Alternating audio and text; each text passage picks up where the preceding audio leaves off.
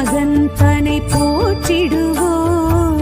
ஐந்து கரத்தனை யானை முகத்தனை நந்தி மகன் தனை போற்றிடுவோம். கணங்களின் அதிபதி கணபதி திருவடி கருத்தினில் வைத்தே கை தொழுவோம். கணங்களின் அதிபதி கணபதி திருவடி கருத்தினில் வைத்தே கை தொழுவோம். ஐந்து கரத்தனை ஆனை முகத்தனை நந்தி மகன் தனை போற்றிடுவோம்.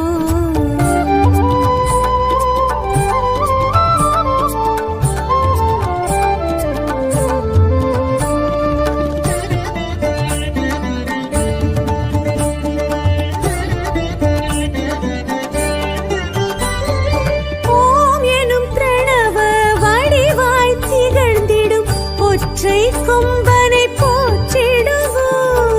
ஓம் எனும் பிரணவ வடிவாய் திகழ்ந்திடும் ஒற்றை கொம்பனை போற்றிடுவோம். ஒரு தரம் அழுப்படை ஒரு தரம் சமண்டலம் அபய கரத்தனை போற்றிடுவோம்.